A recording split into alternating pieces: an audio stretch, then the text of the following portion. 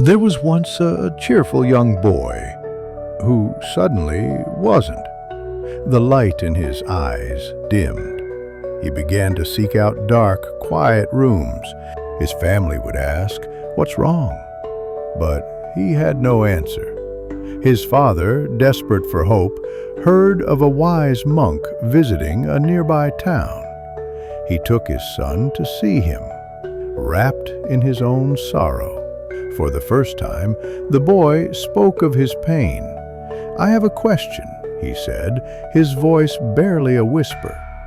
"Why do some people find success even after facing terrible problems, while others, like me, can never seem to escape their struggles?" The monk asked gently, "And why do you ask this, my child?" "I worked so hard for 2 years to achieve a dream," the boy confessed, "and I failed. Now, every single day, I feel like a loser. Please, can you bless me? Can you give me something so I never have to feel pain or face a problem ever again?" The monk smiled, a kind and knowing smile. "Let me tell you a story," he said. "Within it, you will find all your answers." There was once a brave king. He was strong, handsome, and so beloved that his people felt proud just to catch a glimpse of him. But one day, war came to his kingdom. The king fought valiantly for 11 days and saved his people, but the cost was immense.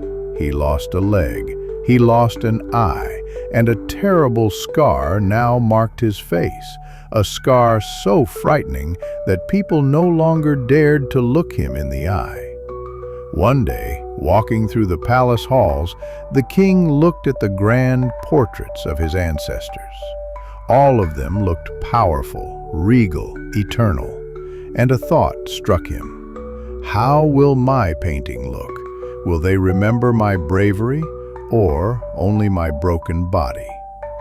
And so, the king made an announcement. He invited the finest artists in the land, but he gave them 2 conditions. First, the painting must be true to life, and second, it must inspire future generations. The artists were horrified. "The king is no longer handsome," they whispered among themselves. "If we paint him as he truly is, he will be insulted. But if we hide the truth, he will be angry." One by one, they all refused.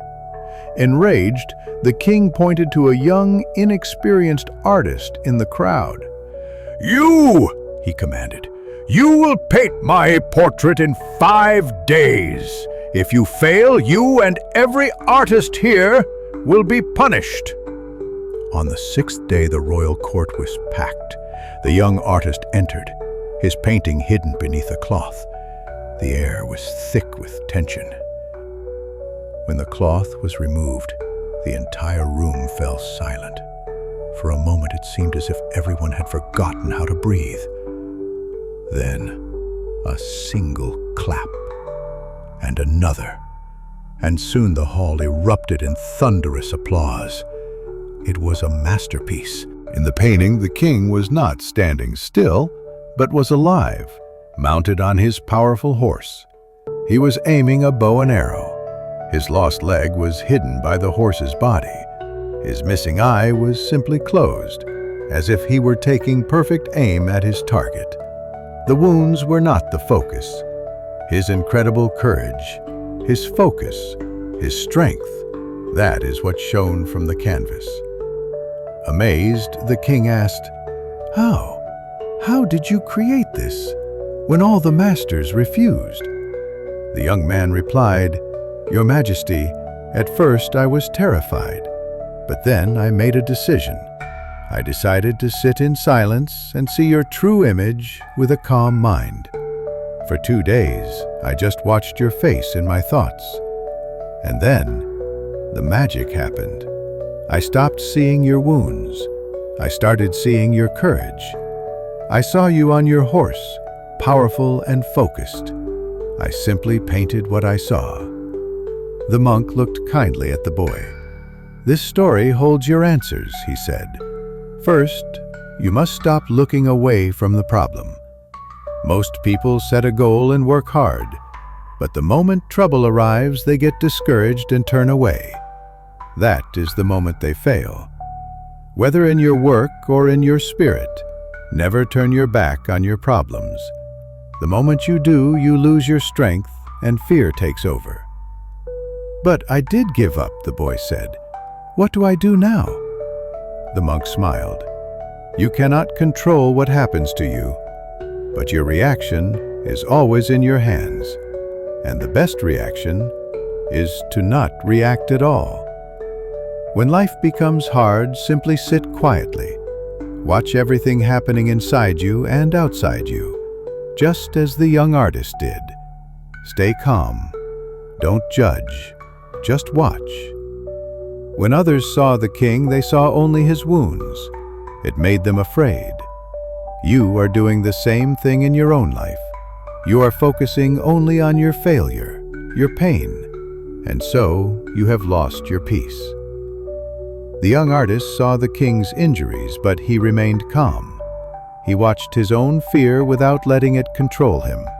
And because of that, he was able to see the king's greatness behind the pain. The boy asked, "But how can I learn to see like that?" "By learning the real art of living," the monk replied. "Anyone can hold a brush, but a true artist sees the beauty and greatness in everything, even in pain. Start today.